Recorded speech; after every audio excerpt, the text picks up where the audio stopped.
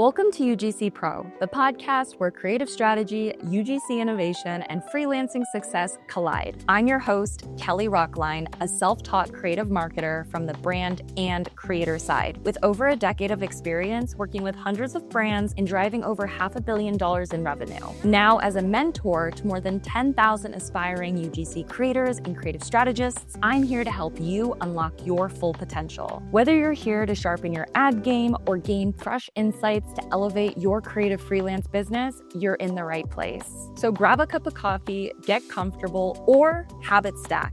Is there a pile of laundry that you need to get through? What about unloading the dishwasher? Maybe it's a good time to go out and get some fresh air. Whether you're cuddled up on the couch or getting your steps in, I am so happy you're here. So without further ado, let's dive in. The best way to support the show? Follow, leave a 5-star review, and share it with a friend. It means more than you know. In today's video, I actually wanted to go over what to expect in your first week as a new creative strategist. This was actually a question that came up in the UGC Pro private community led by myself and Lamise Barnett, MBA. If you didn't know, every single right now Tuesday at 9 a.m. PST, we do a live 90-minute training. Think of it as like Q&A style, but also there will be dedicated trainings. Like in June, we have someone that is a professional resume strategist and auditor, and she's actually going to be coming into the community and literally going over best practices for anyone in our community that is a creative strategist that is applying for full-time opportunities that likely require a resume submission. This was coming from a UGC creator who is currently pursuing creative strategy but hasn't yet had the opportunity to work with a brand as a strategist. And they had basically just said, what should I expect? What does your first week look like? Which totally makes sense. Like if you've never been onboarded as a creative strategist, you probably don't know what to expect. So I will give you guys a few different examples as to how that first few weeks can look like as a strategist. And ultimately, it just comes down to the SOW, which is an acronym that stands for scope of work. Say, for example, if I'm only a fractional creative strategist for a brand working with them for only 10 to 15 hours a week, that's going to look very different from maybe being a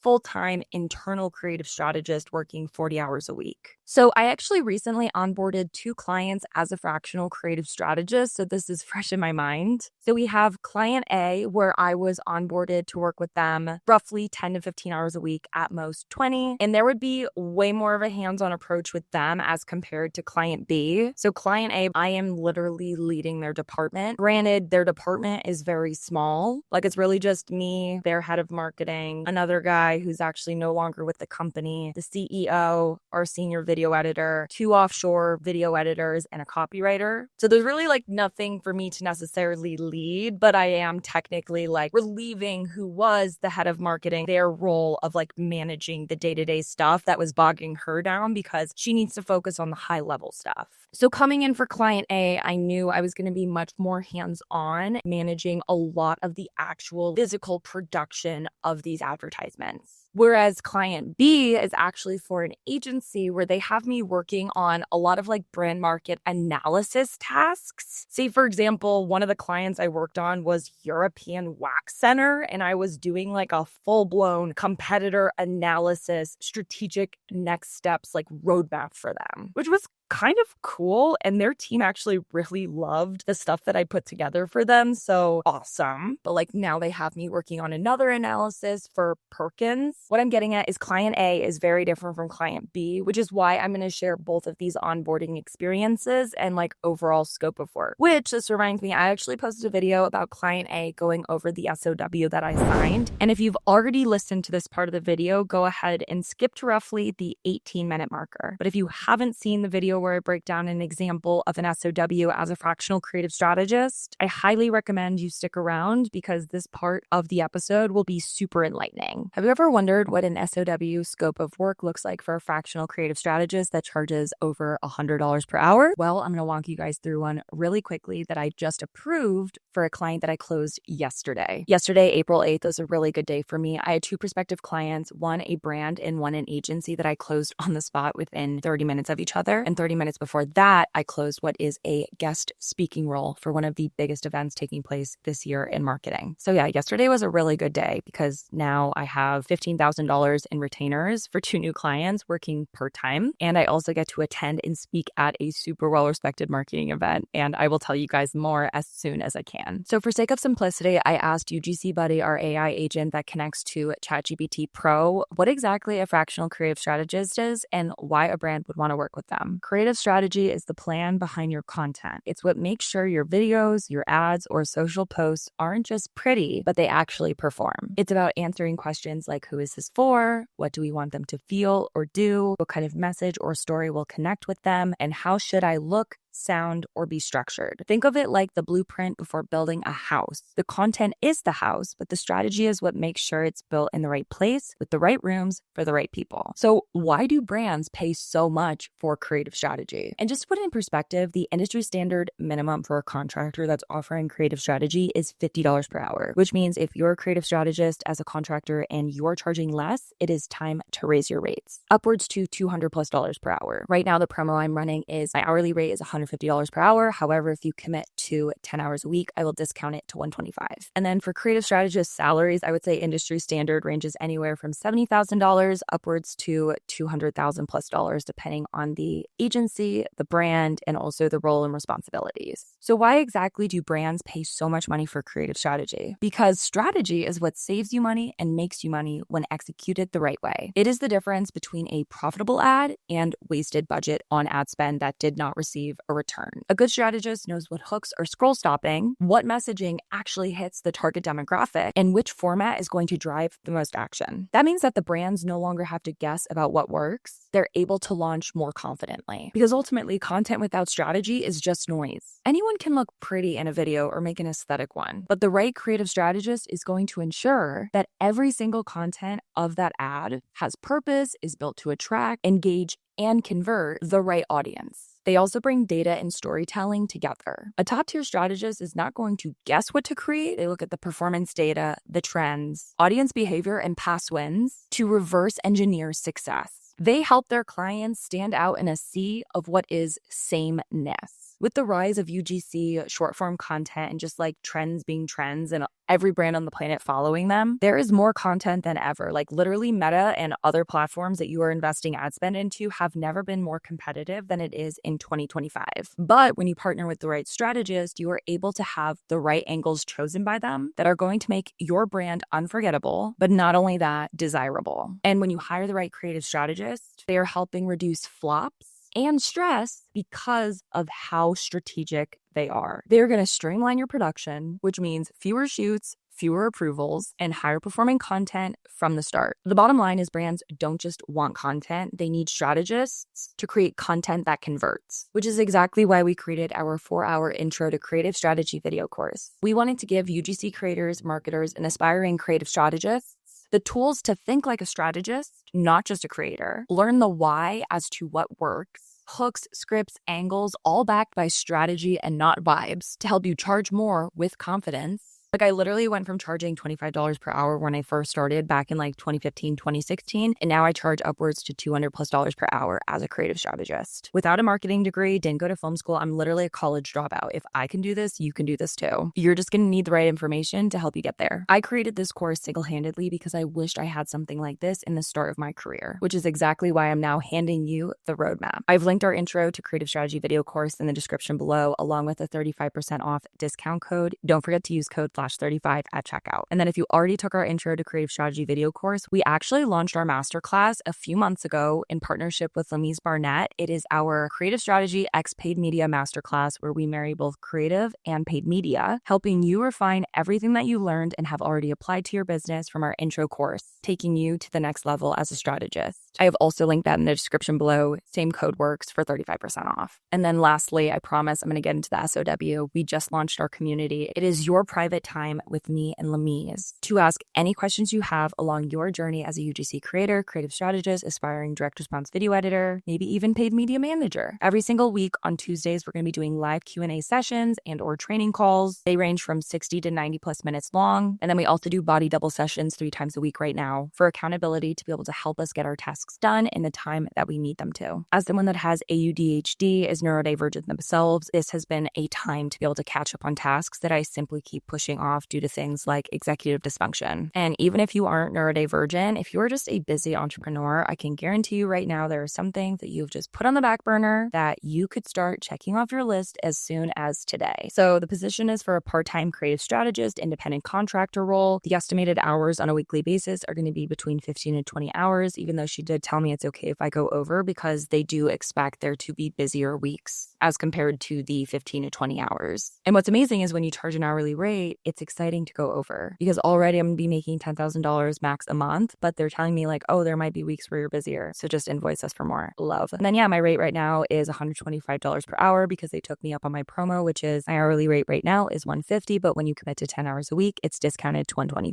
And then my start date is next Monday. So that's going to be April 15th. Now they broke up the SOW into 5 sections, starting with creative strategy and leadership. They want me to own and lead the whole ad production strategy across video, static, and written creative. I have experience doing all of this. Before I left my full-time career to be a fractional creative strategist, I was a full-time creative director. So I have experience running creative departments, managing marketing budgets of 6-7 figures, while also leading that strategy from high level, medium level, and low level, meaning I'm hands-on. They want me to collaborate with the media buying team to identify top performing angles and develop new concepts accordingly. This is something that you should be doing as a creative strategist, as a UGC creator. Like if you are a creative marketer, you should be closing that feedback loop to make sure that your creative is as strategic as possible. So as this fractional creative strategist, I will be collaborating more closely with their paid media team. I like to consider the creative strategist the glue between creative and paid media. They want me to own the ad ideation process and consistently generate high converting creative concepts. Now, this is obviously something I can't do on my own. They have a video editing team, they have a design team. I actually need to ask them for like a full breakdown of what they're currently working with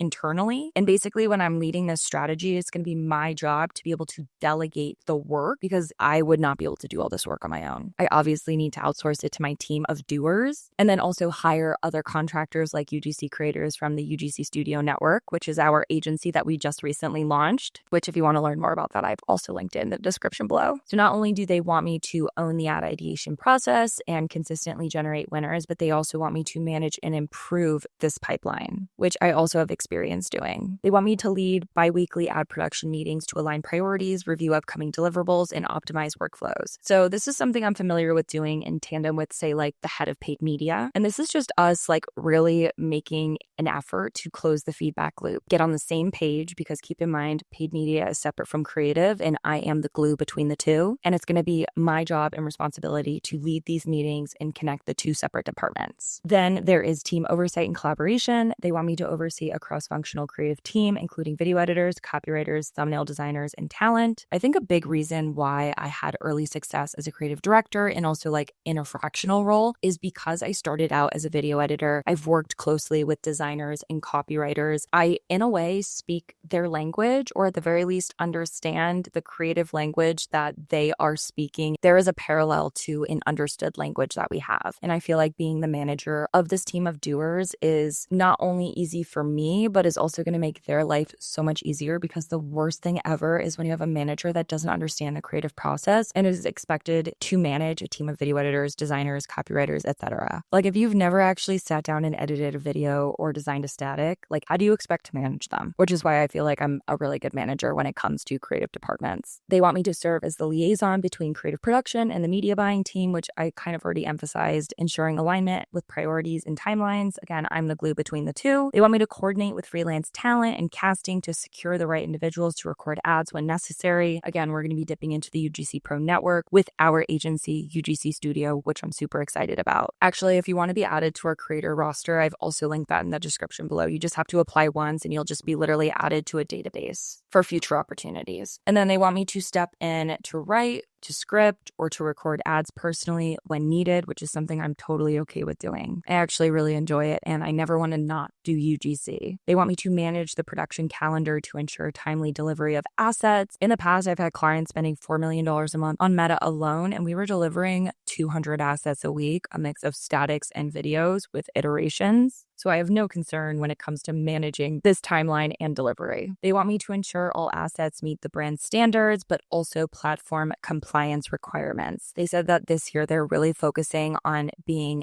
extra FTC friendly for legal purposes now that they are such a high valuation. They feel like they kind of have a target on their back, which makes a lot of sense. I'm very familiar working with brands that started out really small, and as they began to scale and become more and more valuable, that's when they started to become more and more careful with the things that they're saying in their videos. And it's not like they were being like snake oily in the beginning, but it's just like the FTC is very strict. Like I worked for a health and wellness brand where like literally our product said all-in-one meal replacement shake, and on TikTok we weren't allowed to have meal replacement on the product, so we had to literally blurt it out in order to run ads on their platform. They want me to conduct QA checks, which is quality assurance, for every ad before handoff to the media buyers. This is something I will likely just outsource because time is money, and this is something that I don't need to be doing myself. I could literally task it to one of our students in our community at like a $50 per hour rate, which is another incentive to join our community. We will be prioritizing our community members on job opportunities. Also, right now we're doing like a 35% off promo where like you would actually secure that rate for life.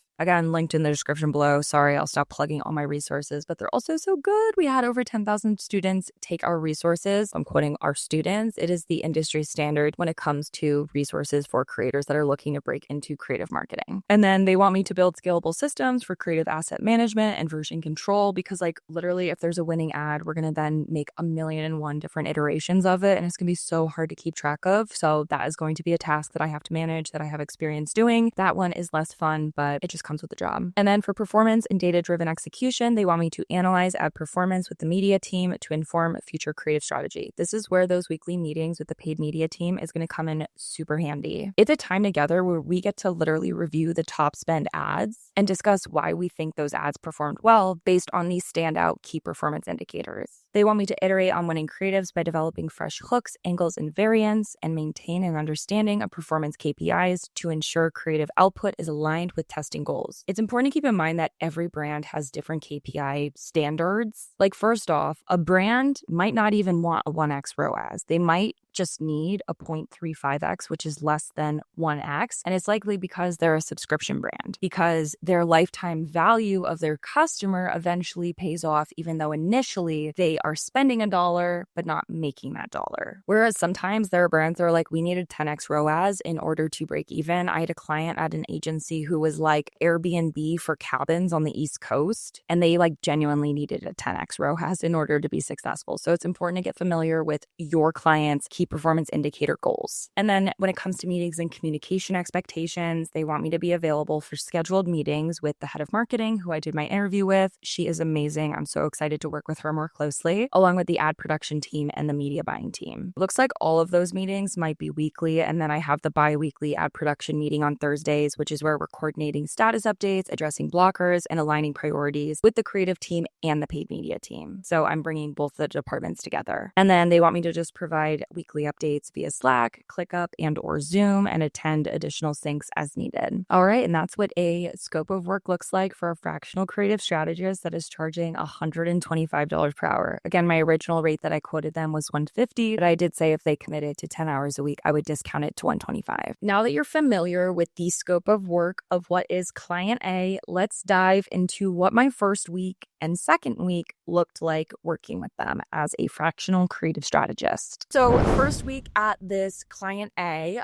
I got onboarded during what was one of the like craziest times for them, because they literally were like, hey, Kelly, we know we just hired you. It's your first day, but we're actually going to change everything we've ever known as a company, from our offer, our funnel. We're switching from a webinar to a VSL. Now we're basically pivoting, and we need you to like start completely fresh and help us now with the new roadmap that we're following. They were very apologetic just because they were like, oh my God, we're so sorry. Like we promised things were like consistent up until this week, but the founder wants to change this for whatever reason. And I literally told them, I was like, guys, it's totally fine. Like, honestly, it's kind of an ideal situation, because like if I had started 2 weeks prior and learned everything I needed to learn up until that point, for them to then say, forget everything you just learned in the past 2 weeks, we're going to change everything, that would have been so much more overwhelming. I still would have been able to manage it though, because unfortunately, one of the like, I'll say cons of the industry in marketing is that literally everything changes in a moment's notice. Like that's probably just like the one consistent thing that you're going to get in this industry, is the fact that nothing will ever remain the same. It can be both freeing, anxiety ridden, and mentally and emotionally exhausting. That said, if you are going into this industry, you need to maintain flexibility, understanding everything could change in a moment's notice for whatever reason. So I told them, I was like, guys, it's no big deal. It comes with the territory, right? Like, I'm a fractional creative strategist. I work with a bunch of brands and agencies. What are the chances that a few of those clients might end up having shit hit the fan? Pretty likely, especially because it's in marketing. So let's see, when they brought me on, they all of a sudden were like, we actually want you to be the new avatar. We want you to be our official spokesperson. We're trying to offload the CEO and his wife, and we don't want them doing the videos because they're too busy. So they were just like, Kelly, we want you to create ads for us, and we hope that they'll become winners because we really want to be able to basically distance ourselves from the founders for no other reason than like they just need to like open up their bandwidth and focus on other high level things outside of literally being an avatar and like filming videos like a UGC creator. Even though founder ads are obviously amazing, they hold their weight, they're incredibly effective when they come to DR ads, I also understand exactly what they're getting at. They're like, Kelly, we can't put all our eggs in one basket. We try to get a hold of the CEO, we try to get a hold of his wife. They're obviously very busy people. So like the last thing on their mind is filming an advertisement that was sent over Slack from the creative strategist or the copywriter. So again, I started my first week on a Tuesday, so I already didn't have that Monday. And then when I came in, they were like, we are literally changing things in real time. So while all this chaos is happening, I knew I needed to meet with my team to make sure that I am showing face, introducing myself, connecting with them. I am going to be working with them. So I made sure to connect with all relevant stakeholders, which is something you would want to do as a creative strategist. So depending on the department, this is again, client A, this is who I connected with. I met with the senior video editor who told me about the 2 offshore video editors in the Philippines. She's based in Vegas. We've worked together previously. She's the reason why I got connected to this client in the first place. And so she manages those editors. So basically like go to the relevant stakeholder for like the video editors. If you have in-house designers, meet with that stakeholder. If there's like a full-blown copywriting team, meet with that main copywriter to get the DL on their neck of the woods.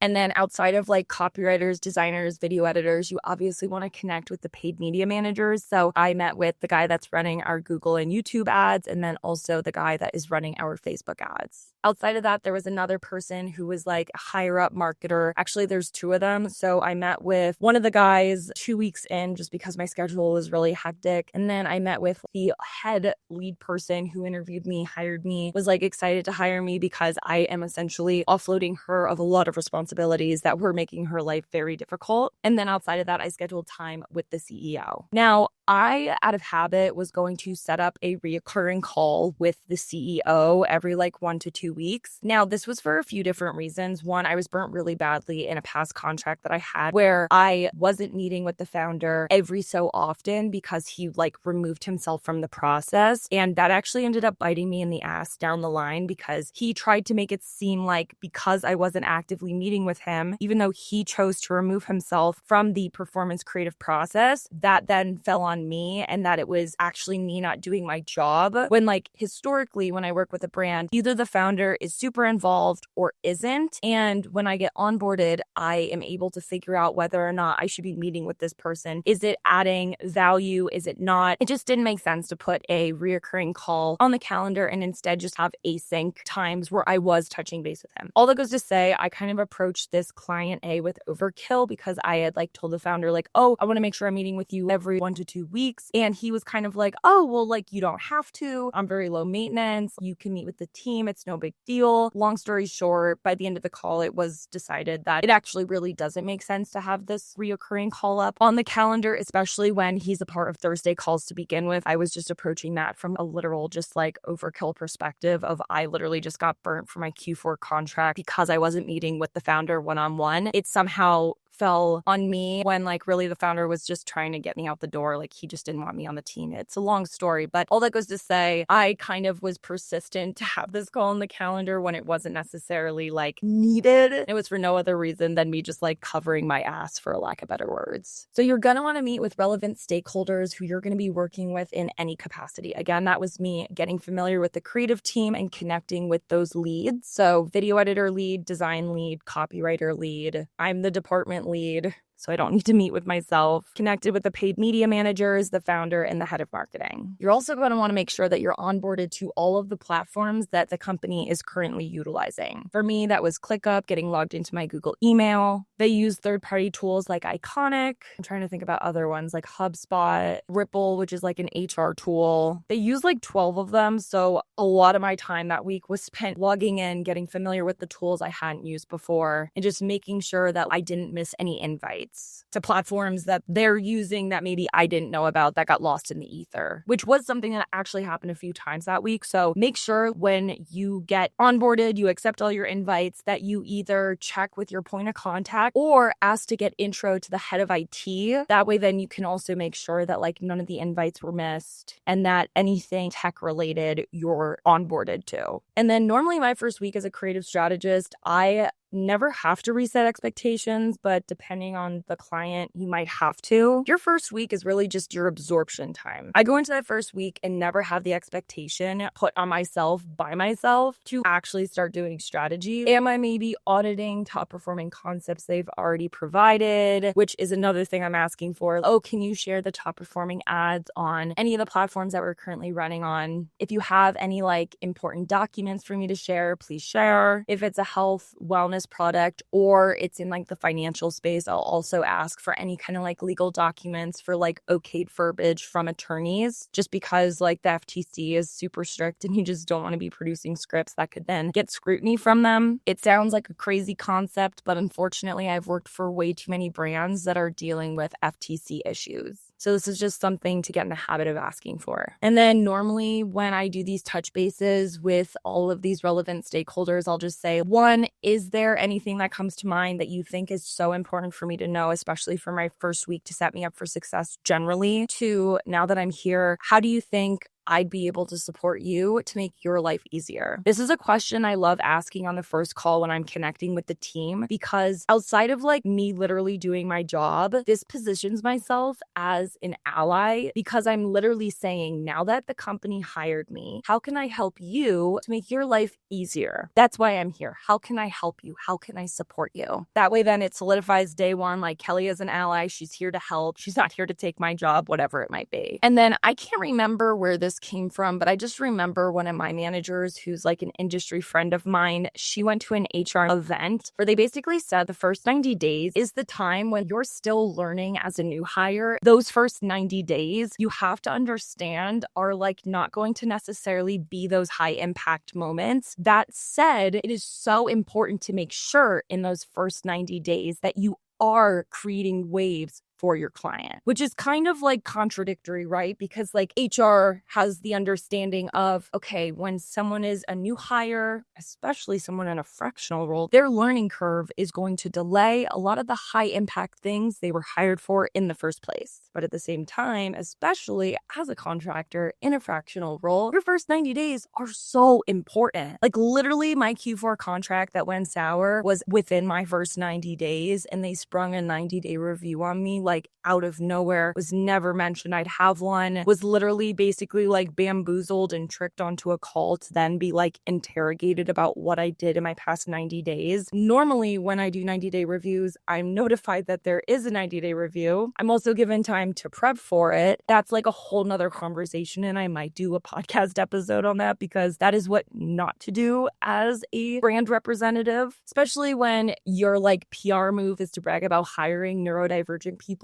and when you get the person on the call that says, D, I'm autistic and I have ADHD. So when it comes to memory and communication being put on the spot, that actually doesn't put me in a place that I feel comfortable doing my best work, especially for a 90-day review when I'm literally telling you all the reasons why you should keep me, why I add value to the team, and everything else having to do with that. So ultimately, again, like first 90 days, there's a major learning curve. As a creative strategist coming in a fractional role or a contract role, you do need to make sure you are creating wins and keeping track of them. Whereas if you're a full-time employee, I'd say the company definitely has more flexibility and leniency, but still same thing applies. And that's normally something that I gather in my first few weeks working for this new client is like figuring out where the holes are and how I can fill them. And that's normally something that I gather in my first few weeks working for this new client is like figuring out where the holes are and how I can fill them. And what I like to do is I like to keep a running document of all of this from day one. I'm not creating it on day one and finishing it. I am starting it on day one. I'm making note of the things that the company could do better, how I could help,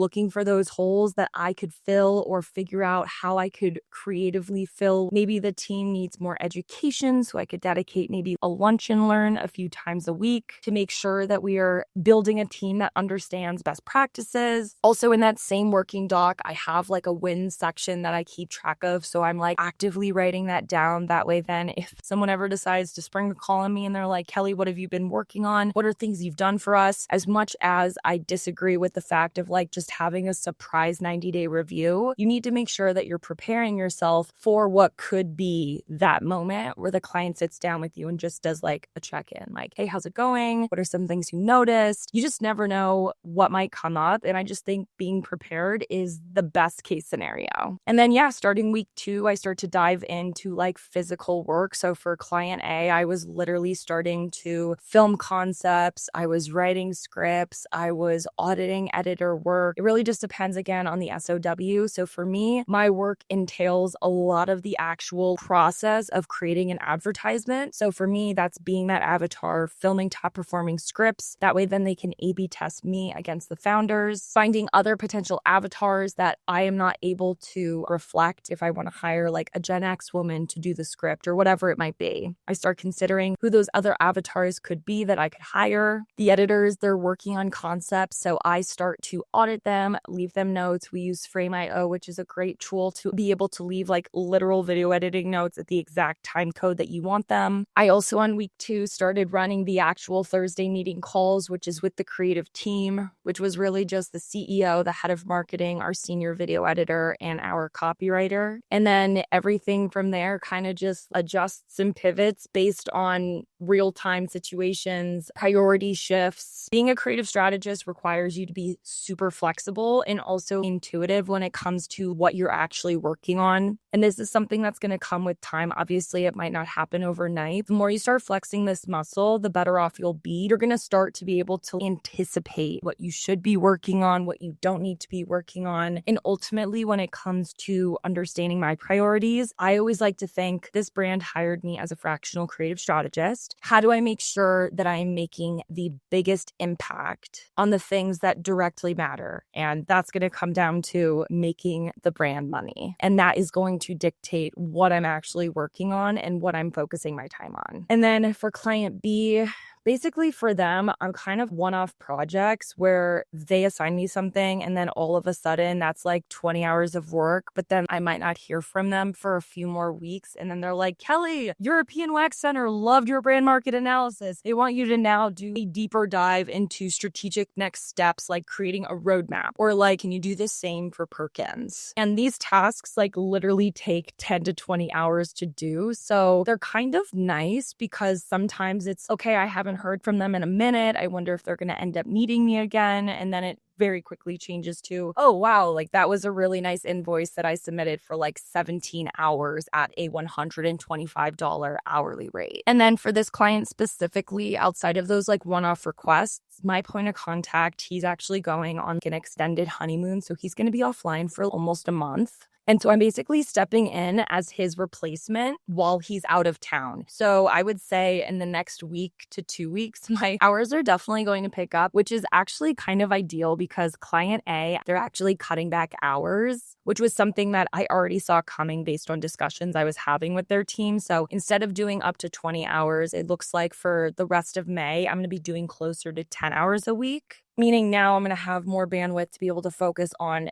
client B, which is this agency with really cool clients like European Wax Center and Perkins. I'm still trying to understand what the scope of work is going to look like being this guy's replacement for a month, because obviously that's going to be very different from the 2 decks that I worked on, or I guess technically 3. I worked on a 3rd deck, but unfortunately that client ended up churning, which sucks for the agency because it's like they paid me to do this deck and then that client churned, but that happens. Sometimes you're working on a client, other times you're getting the news that they walked. Another thing that kind of just comes with the territory. Hopefully this was insightful. If you guys have any follow-up questions, be sure to comment them down below and I'd be more than happy to answer them for you. As a reminder, I post every Monday and Friday between 9 a.m. PST and 12 noon PST. So if you aren't already subscribed and have our post notifications turned on, you know what to do.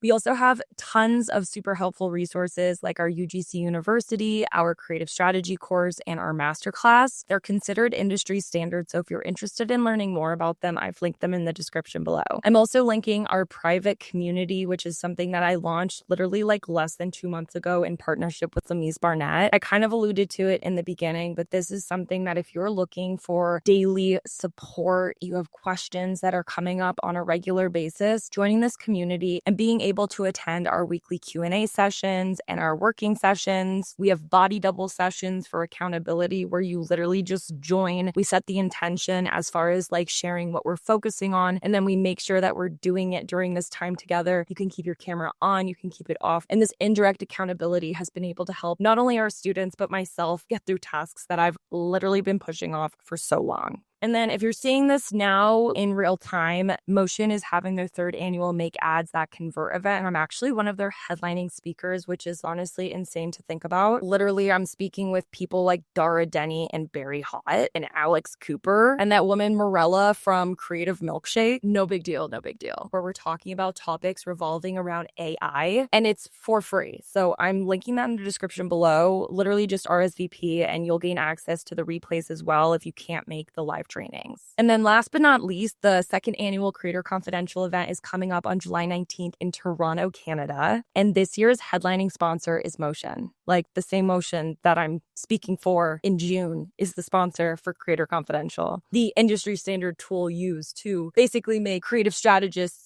superhumans when it comes to taking performance feedback and being able to strategize next steps based on whether it was a good ad or a bad ad performance-wise. We already sold out our VIP tickets. However, we still have the general admission event tickets that are going to go quickly. So do not wait. Secure yours today. And if you aren't able to make the event in person, guess what? This year we're doing virtual tickets as well. So I'm also going to link that in the description. All right. I will see you guys in the next video. Thank you so much for watching. I wish you the best of luck on your UGC and creative strategy journey. Thank you so much for listening to another episode of the UGC Pro podcast. I hope today's episode gave you inspiration and practical steps to apply to your business. If you enjoyed this conversation, don't forget to hit follow, leave a review, and share it with another creator or marketer. And make sure to catch our next episode. Now, I don't want to give too much away, but let's just say you will not want to miss out. Until then, remember that success is a strategy and you are your most valuable client. So treat yourself like it. And lastly, if you aren't already connected with us on TikTok, Instagram, YouTube, X, look up UGC Pro and be sure to follow along. And as always, I wish you the best of luck on your UGC and creative strategy journey. The best way to support the show? Follow, leave a 5-star review, and share it with a friend. It means more than you know.